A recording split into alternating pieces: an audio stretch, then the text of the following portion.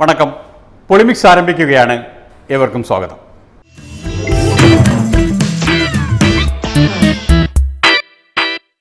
LDF അങ്ങനെ ഓരോന്നായി ശരിയാക്കിക്കൊണ്ട് മുന്നോട്ട് പോകുമ്പോൾ UDFിൻ്റെ കാര്യം കഷ്ടമായി വരികയാണ്. ആ മുന്നണിയുടെ ചെയർമാൻ സ്ഥാനം ഏറ്റെടുക്കാൻ പോലും ആളില്ലാതായി. UDFിൻ്റെ ചെയർമാൻ സ്ഥാനത്തേക്ക് ഉമ്മൻചാണ്ടിയുടെ മുൻ മുഖ്യമന്ത്രി ശ്രീ ഉമ്മൻചാണ്ടിയുടെ പേര് ഏകകണ്ഠമായി ഞങ്ങൾ മുന്നോട്ട് വെച്ചെങ്കിലും അദ്ദേഹം ഇതുവരെ അതിന് സമ്മതം മൂളിയിട്ടില്ല, അത് സമ്മതം അറിയിച്ചിട്ടില്ല. കാരണം അത് സംബന്ധിച്ച ചില വാർത്തകളൊക്കെ ചില മാധ്യമങ്ങളിൽ വന്ന സാഹചര്യത്തിലാണ് ഞാനിത് പറയുന്നത്. ഏതായാലും അഖിലേന്ത്യാ കോൺഗ്രസ് കമ്മിറ്റിയുമായി ബന്ധപ്പെട്ട് ഈ കാര്യത്തിൽ പെട്ടെന്നൊരു തീരുമാനം ഉണ്ടാകും. മുൻ മുഖ്യമന്ത്രിയും സീനിയർ നേതാവുമായ ശ്രീ ഉമ്മൻചാണ്ടി UDFിൻ്റെ ചെയർമാനായിരിക്കണം എന്നുള്ളതാണ് ഞങ്ങളുടെ എല്ലാവരുടെയും ഖണ്ഡിതമായ അഭിപ്രായം. ഈ കാര്യത്തിൽ UDF ഒറ്റക്കെട്ടായിട്ടാണ് ഈ അഭിപ്രായം മുന്നോട്ട് വെച്ചത്. എന്നിട്ടും എന്തേ ചെയർമാൻ സ്ഥാനം ഏറ്റെടുക്കാതിരുന്നത് എന്ന് ചോദിച്ചില്ലേ? അല്ല, ശ്രീ ഉമ്മൻചാണ്ടി ഇത് അംഗീകരിക്കുന്നില്ല. എല്ലാവരും സംസാരിച്ചിട്ടും അപ്പം പിന്നെ ഇനി അന്തിമമായ ഒരഭിപ്രായം AICCക്ക് കൊടുത്തിട്ട് എത്രയും പെട്ടെന്ന് അദ്ദേഹം ചെയർമാനായിരിക്കണമെന്നാണ് ഞങ്ങളുടെ എല്ലാവരുടെയും അഭിപ്രായം. വൈകാതെ ഒരു തീരുമാനം ഉണ്ടാകും. വലിയ പാർട്ടിയുടെ നിയമസഭാ കക്ഷി നേതാവ്, അതായത് കോൺഗ്രസിന്റെ നിയമസഭാ കക്ഷി നേതാവാണല്ലോ സാധാരണഗതിയിൽ UDFിന്റെ ചെയർമാനായി വരാറുള്ളത്. സാധാരണഗതിയിൽ അങ്ങനെയാണ്, ഇപ്പോഴും അങ്ങനെയാണ്. പക്ഷേ ഞങ്ങളുടെ എല്ലാവരുടെയും പൊതു അഭിപ്രായം മുൻ മുഖ്യമന്ത്രിയും സീനിയർ ലീഡറുമായ ശ്രീ ഉമ്മൻചാണ്ടി UDFിൻ്റെ ചെയർമാനായിരിക്കുന്നത് ഗുണം ചെയ്യും എന്നുള്ള ഒരു അഭിപ്രായം ഞങ്ങൾക്ക് എല്ലാവർക്കും. ഞാൻ തന്നെയാണ് ഇത് ആദ്യം പ്രപ്പോസ് ചെയ്യുന്നത്. അത് നിങ്ങൾ അദ്ദേഹത്തോട് ചോദിച്ചാൽ മതി. 5 വർഷത്തെ അനുഭവങ്ങളും ഉണ്ട്. ഭരണ തുടർച്ച കിട്ടാത്തത് കൊണ്ട് പ്രതിപക്ഷ നേതാവാകാനില്ല എന്ന് പറഞ്ഞാൽ മനസ്സിലാക്കാം. എന്നാൽ മുഖ്യമന്ത്രിയാവാൻ പറ്റിയില്ലെങ്കിൽ UDF തന്നെ വേണ്ട എന്നൊരു നിലപാടിലേക്ക് ഉമ്മൻചാണ്ടി എത്തിയെങ്കിൽ സൂക്ഷിക്കണം. അതിന് പിന്നിൽ എന്തോ ഉണ്ടായിരിക്കും. ഏതായാലും അദ്ദേഹം ധ്യാനം കൂടാനൊന്നും പോകുന്നതായിരിക്കില്ലല്ലോ. അജിത് ജോഗി പോയ വഴിയെ പോയില്ലെങ്കിൽ നല്ലത്.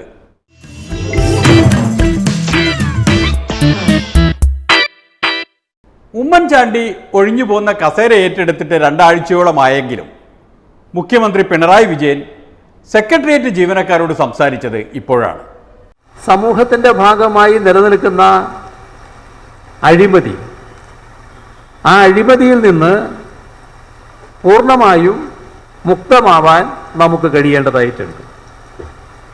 സാധാരണഗതിയിൽ സെക്രട്ടേറിയറ്റ് സ്റ്റാഫിനെ കുറിച്ച് മറ്റ് പല മേഖലയിലും കേൾക്കുന്ന തരത്തിലുള്ള അഴിമതിയുമായി ബന്ധപ്പെട്ട ആക്ഷേപം വൻതോതിൽ ഉയർന്നു കേൾക്കാറില്ല. അപ്പോൾ നമുക്ക് എപ്പോഴും അഴിമതി അടക്കമുള്ള ദുഷിപ്പുകളിൽ നിന്ന് മാറി നിൽക്കാൻ കഴിയേണ്ടതായിട്ടുണ്ട്.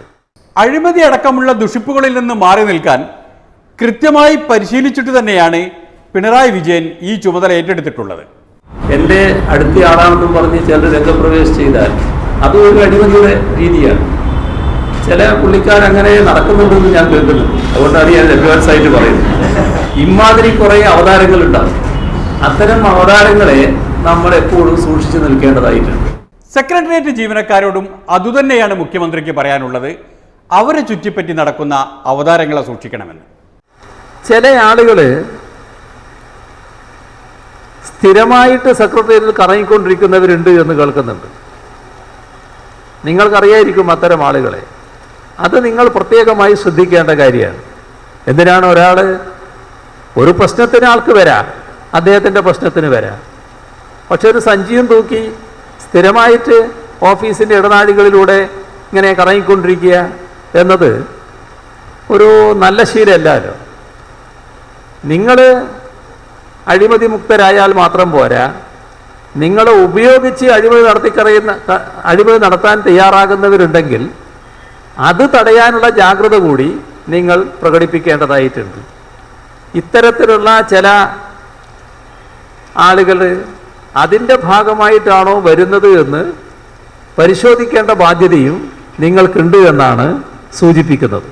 സെക്രട്ടേറിയറ്റിനെ കുറിച്ച്, പാർട്ടി സെക്രട്ടേറിയറ്റ് അല്ല കേട്ടോ, സർക്കാർ സെക്രട്ടേറിയറ്റിനെ കുറിച്ച് കൃത്യമായി പഠിച്ചിട്ട് തന്നെയാണ് മുഖ്യമന്ത്രിയായി പിണറായി വിജയൻ അതിനകത്തു കയറിയിട്ടുള്ളത് എന്നറിഞ്ഞു വെക്കുന്നത് സെക്രട്ടേറിയറ്റ് ജീവനക്കാർക്ക് എന്തുകൊണ്ടും നല്ലതാണ്. ഒരു ദുഷ്പേര് ഇതിനകം സെക്രട്ടേറിയറ്റ് സമ്പാദിച്ചു വെച്ചിട്ടുണ്ട് ഈ കാര്യത്തിൽ. അത് രാവിലെ വന്നു കഴിഞ്ഞാൽ കസേരയിലുണ്ടാകുന്ന ജീവനക്കാരുടെ എണ്ണം വളരെ ചുരുക്കമാണ് എന്നതാണ്. ഇതൊരു പൊതു പ്രതീതിയാണ്. ആ പ്രതീതിക്ക് നമുക്ക് മാറ്റമുണ്ടാക്കാൻ കഴിയണം. നമ്മൾ കൃത്യസമയത്ത് തന്നെ ഓഫീസിലെത്തുകയും ഓഫീസ് സമയത്ത് അവരവരുടെ ചുമതല ഇരുന്നു കൊണ്ട് നിർവഹിക്കുകയും വേണം. അവരവരുടെ ചുമതല എന്നാൽ സെക്രട്ടേറിയറ്റിൽ എത്തിക്കഴിഞ്ഞാൽ പിന്നെ സർക്കാർ ജീവനക്കാരൻ എന്ന നിലക്കുള്ള ചുമതല. ചിലർ നല്ല കലാവാസനയുള്ളവരായിരിക്കും, സാഹിത്യവാസനയുള്ളവരായിരിക്കും.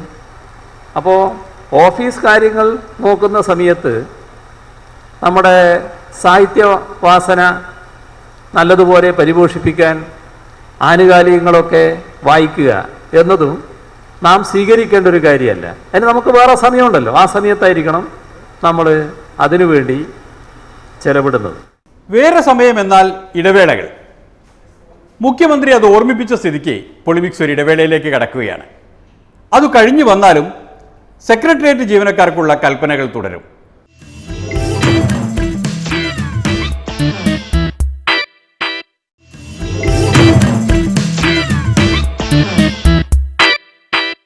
ഇത്രയൊക്കെ പറയാനുണ്ടോ എന്ന് നമുക്ക് തോന്നാം. എന്നാൽ സെക്രട്ടേറിയറ്റിനെ കുറിച്ചും അതിലെ ജീവനക്കാരെ കുറിച്ചും അറിയുന്നവർക്ക് തോന്നുക നേരെ മറിച്ചാണ്. നിങ്ങളെപ്പറ്റി പുറത്തുള്ളവർ പറയുന്ന ആക്ഷേപമുണ്ട്. അത് നിങ്ങൾ മനസ്സിലാക്കാൻ വേണ്ടി ഞാൻ പറയാം, എനിക്കുള്ളൊരു ആക്ഷേപമല്ല. എന്നാൽ പുറത്തുള്ളൊരാക്ഷേപം എങ്ങനെയാണെന്ന് പറഞ്ഞാൽ, രാവിലെ വന്നവിടെ കസേലയിൽ ഇരുന്ന് പിന്നെ ചായ കുടിക്കാൻ പോയി. അപ്പോൾ ചായ കുടിയൊക്കെ കഴിഞ്ഞ് വരുമ്പോഴേക്ക് ഒരു അടുത്ത ഊണിൻ്റെ സമയമായി. പിന്നെ ഊണ് കഴിക്കാൻ പോയി. പിന്നെ അത് കഴിഞ്ഞ് കുറച്ച് സമയം കഴിയുമ്പോഴേക്ക് അടുത്ത ട്രെയിനിൻ്റെ സമയമായി. നേരത്തെ തന്നെ പോയി. ഇങ്ങനൊരു ആക്ഷേപം നിങ്ങളെ പറ്റിയിരുന്നു. എല്ലാം വസ്തുതാപരമായിരിക്കില്ല, ചിലത് അതിശയോക്തിപരമായിരിക്കും. പക്ഷേ ഇത്തരത്തിലുള്ളവരും നമ്മുടെ ഇടയിലുണ്ട് നമ്മൾക്ക് കാണാൻ പറ്റണം. അപ്പോൾ ആ കാര്യത്തിൽ ഒരു സ്വയം നിയന്ത്രണം നമ്മൾ ഏർപ്പെടുത്തേണ്ടതായിട്ടുണ്ട്. പറയുമ്പോൾ എല്ലാം പറയണമല്ലോ. സ്വയം നിയന്ത്രണം ഇതിൽ മാത്രമല്ല, വേറൊരു കാര്യത്തിലും വേണ്ടിവരും. പ്രവൃത്തി സമയത്ത് നമ്മുടെ മൊബൈൽ ഫോണുകൾ ഉപയോഗിക്കുന്നതിന് വേറെ തടസ്സമൊന്നും ഇപ്പോഴില്ല. പക്ഷേ നമ്മൾ തന്നെ സ്വയം നിയന്ത്രണം ഏർപ്പെടുത്തണം.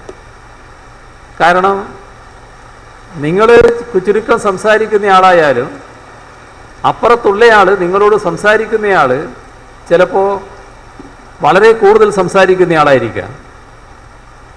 ചിലർ എല്ലാ വിശേഷങ്ങളും പറയാനുള്ള ഒന്നായിട്ട് ഫോൺ ഉപയോഗിക്കുന്നവരുമുണ്ട്. ഇതൊക്കെ പറയുന്നത് എന്തിനാണെന്ന് വെച്ചാൽ ഇതാണ് അതിൻ്റെ ഉദ്ദേശം. ഒരു വ്രതം പോലെ നമ്മൾ പാലിക്കേണ്ട കാര്യം നിശ്ചിത സമയത്തിനുള്ളിൽ നമ്മുടെ മുന്നിൽ വരുന്ന ഫയലുകളിൽ തീരുമാനമെടുക്കാനാവണം എന്നുള്ളതാണ്. അതായത് നിശ്ചിത സമയത്തിന് മേലെ ഒരു ഫയലും തൻ്റെ മേശപ്പുറത്ത് ഉണ്ടാവില്ല എന്ന ഒരു നിലപാടിലേക്ക് ഓരോ ആളും എത്തിച്ചേരേണ്ടതായിട്ടുണ്ട്. കാരണം ഫയലുകൾ എന്നാൽ വെറും കടലാസ് കെട്ടുകളല്ല. നിങ്ങളുടെ മുന്നിലെത്തുന്ന ഫയലിൽ എല്ലാം സ്പന്ദിക്കുന്നത് ജീവിതമാണ്.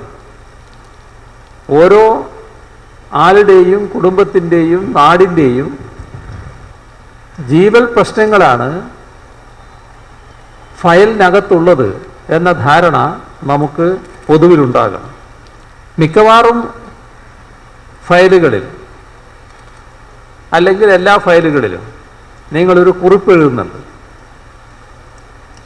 ആ കുറിപ്പാണ്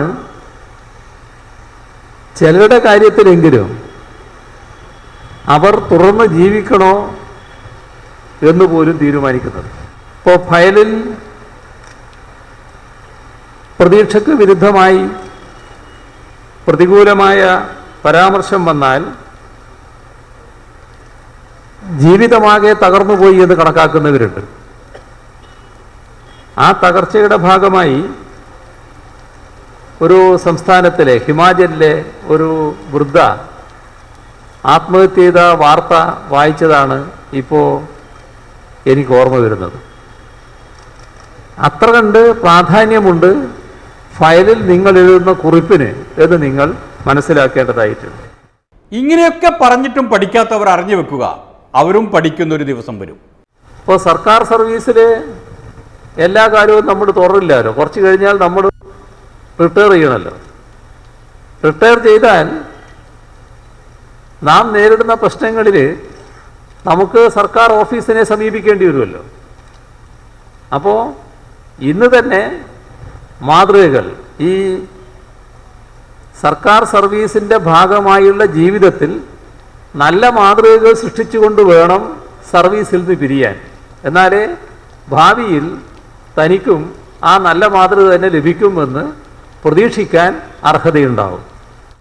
ഒരു കമ്മ്യൂണിസ്റ്റുകാരൻ എന്ന നിലയിൽ പിണറായി വിജയൻ എത്രമാത്രം ക്ഷമാശീലനാണ് എന്ന് മനസ്സിലാകുന്നത് ഈ സെക്രട്ടേറിയറ്റിനെ കുറിച്ച് പണ്ട് സുഗതൻ സാർ പറഞ്ഞത് ഓർക്കുമ്പോഴാണ്. ഈ സെക്രട്ടേറിയറ്റ് ഇടിച്ചു നിരത്തി അവിടെ ചേമ്പ് നടണമെന്നായിരുന്നു കമ്മ്യൂണിസ്റ്റ് നേതാവ് ആർ സുഗതൻ പറഞ്ഞിരുന്നത്. ഏതായാലും അതിനല്ല, ഉപദേശിച്ച് നന്നാക്കാനാണല്ലോ പിണറായി വിജയന്റെ പുറപ്പാട്.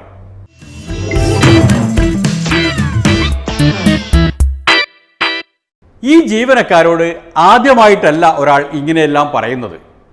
5 വർഷം അവരോടൊപ്പം കഴിഞ്ഞ ഉമ്മൻചാണ്ടി ഇറങ്ങിപ്പോരുമ്പോഴും ഇതുതന്നെയാണ് അവർ ഓർമ്മിപ്പിച്ചത്. എല്ലാവർക്കും രാഷ്ട്രീയമുണ്ട്, രാഷ്ട്രീയമായ ചേരിതിരിവുകളുണ്ട്, ഒക്കെ അറിയാം. പക്ഷെ എന്നെ സംബന്ധിച്ചിടത്തോളം അങ്ങനെയുള്ളൊരു പരാതി പോലുമില്ല. അതിനൊക്കെ അതീതമായിട്ട് തന്നെ എല്ലാവരുടെയും ഭാഗത്തു നിന്നുള്ള പൂർണ്ണമായ സഹകരണം കിട്ടി.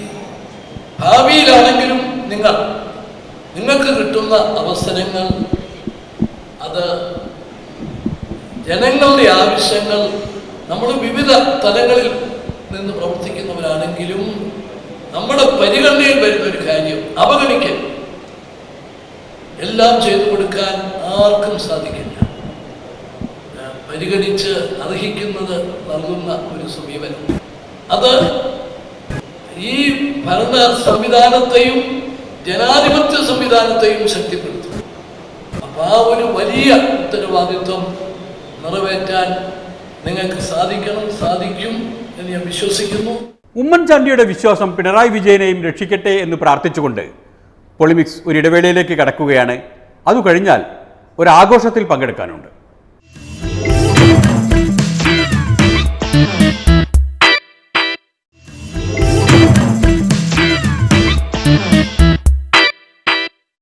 ഒരാഘോഷത്തിൻ്റെ സന്തോഷത്തിലേക്കാണ് ഇനി. ഒരു സർക്കാർ സ്കൂളിൻ്റെ 100ാം വാർഷികം ആഘോഷിക്കുന്നു. കൊല്ലം ജില്ലയിലെ പത്തനാപുരത്തെ ചക്കോരക്കൽ ഗവൺമെൻറ് ഹൈസ്കൂളിൻ്റെ 100ാം വാർഷികത്തിലേക്ക്.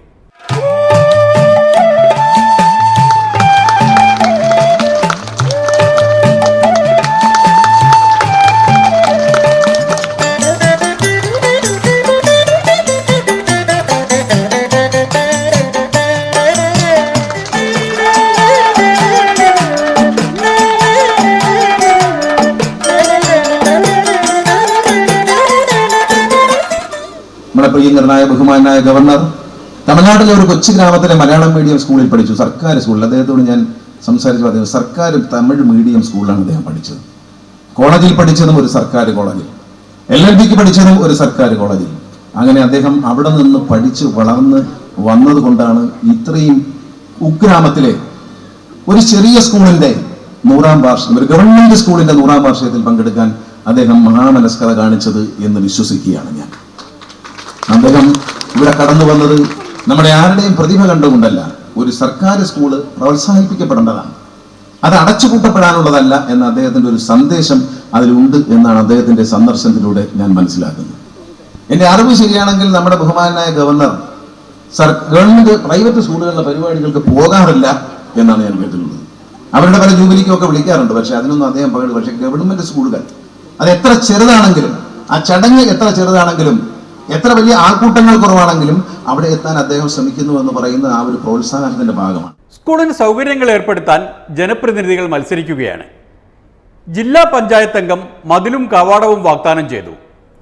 MLA നിലവിൽ തന്നെ പലതും ചെയ്തു പോരുന്നതാണ്. എങ്കിലും അദ്ദേഹം മാറി നിൽക്കുന്നില്ല. കഴിഞ്ഞ വർഷം സ്കൂൾ ബസ് വേണമെന്ന് പറഞ്ഞ് ഒരു മാസത്തിനുള്ളിൽ സ്കൂൾ ബസ് കൊടുത്തു. ഇപ്പോൾ ഞാൻ നിങ്ങളോട് പറയുകയാണ്, ഉറപ്പ് ഞാൻ നിങ്ങൾക്ക് തരുന്നു, 1.5 കോടി രൂപയെങ്കിലും ചെലവഴിച്ച് ഈ സ്കൂളിന് ഇരുനില മന്ദിരം ഈ വർഷം, ഈ 100ാം വർഷത്തിൽ MLA ഫണ്ടിൽ നിന്ന് നമ്മൾ പണി തുടങ്ങും എന്ന് നിങ്ങൾക്ക് ഞാൻ ഉറപ്പ് തരികയാണ്. MLAക്ക് കൃത്യമായൊരു ലക്ഷ്യമുണ്ട്. നമ്മുടെ സ്കൂളുകൾക്ക് നഷ്ടപ്പെട്ട സൗകര്യങ്ങളും പ്രൗഢിയും വീണ്ടെടുക്കണം. സർക്കാർ സ്കൂളുകളിൽ പഠിപ്പിക്കുന്ന അധ്യാപകർ PSC വഴി ഉന്നത മാർക്ക് നേടി ജയിച്ച് മത്സര പരീക്ഷയിൽ ജയിച്ചു വരുന്ന മിടുക്കന്മാരും മിടുക്കികളുമായ അധ്യാപകരാണ് വരുന്നത്. പക്ഷേ നിർഭാഗ്യവശാൽ അവിടെയുള്ള സൗകര്യങ്ങൾ മോശം, അവർക്ക് പഠിപ്പിക്കാൻ കൊടുക്കുന്ന പാഠപുസ്തകങ്ങളുടെ നിലവാരത്തിന്റെ തകരാറ്, ഇതെല്ലാം നമ്മുടെ പൊതുവിദ്യാഭ്യാസത്തെ തകർത്തു. നമുക്കിതെല്ലാം വീണ്ടെടുക്കാൻ കഴിയും ക്വാളിറ്റി ഓഫ് എഡ്യൂക്കേഷൻ എന്ന ലക്ഷ്യം മുന്നോട്ട് വെച്ചാൽ. ഗുണനിലവാരമുള്ള വിദ്യാഭ്യാസം. പണ്ട് നമ്മൾ പറയും, പഴയ 8ാം ക്ലാസ്സുകാരനാ 1ാം തരമായിട്ട് ഇംഗ്ലീഷ് എഴുതും വായിക്കും പറയും. ഇപ്പോഴത്തെ 8ാം ക്ലാസ്സുകാരനെ കൊണ്ട് ഇംഗ്ലീഷ് മലയാളം എഴുതിക്കാമോ? ഗണേഷ് കുമാർ പറഞ്ഞതുപോലെ 1ാം തരമായി ഇംഗ്ലീഷ് സംസാരിക്കുന്ന ഒരാളാണ് സ്ഥലം MP Kodikunnil Suresh. Today the climate is very bad, heavy rain starting from morning to now also. I thought that I came here, before I come to here, I thought that governor will cancel this program because climate is not good, heavy rain, and the entire road is also water, so road condition also very bad. Normally governors will cancel the program, but I am very happy because before I starting from my office to here, I thought that governor will not come here because he may cancel the program due to bad weather and heavy rain. കേട്ടില്ലേ? MP കരുതിയത് കനത്ത മഴയായതുകൊണ്ടും റോഡിലൊക്കെ വെള്ളമായതുകൊണ്ടും governor വരില്ല എന്നാണ്. പക്ഷേ governor വന്നു. കാരണം അദ്ദേഹത്തിന് വരാതിരിക്കാൻ പറ്റില്ല. ഏതായാലും ഗവർണർ വന്നതിനാലാവാം MP ആവേശഭരിതനാണ്.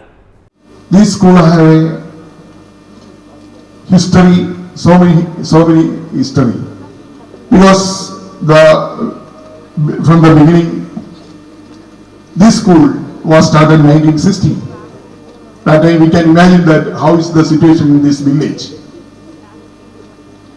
Here the poor people have got the primary education from this school, 1960, 100 years ago. After that this school was promoted as UP school, after that promoted as high school. Now this school is high school. അങ്ങനെ വളർന്ന് 100 വയസ്സ് പ്രാപിച്ച ഈ സർക്കാർ വിദ്യാലയം ഇനിയും വളരണമെന്ന് തന്നെയാണ് എല്ലാവരുടെയും ആഗ്രഹം. From the beginning this school was started LP school, after that UP school, after that high school. Then we again believing that this school should be promoted as higher secondary school. I hope that if we are all united and pressure to the government of Kerala, this school can upgrade it to higher secondary. നമ്മുടെ ഗവർണർക്ക് ഒരു പ്രത്യേകതയുണ്ട്. സ്വകാര്യ സ്കൂളുകളുടെ പരിപാടിക്ക് ക്ഷണിച്ചാൽ പോയില്ലെങ്കിലും സർക്കാർ സ്കൂളുകൾ ഏത് ചെറിയ പരിപാടിക്ക് ക്ഷണിച്ചാലും അദ്ദേഹം കൃത്യമായി എത്തിയിരിക്കും. സഹോദരി സഹോദരന്മാരെ, എല്ലാവർക്കും എൻ്റെ നമസ്കാരം.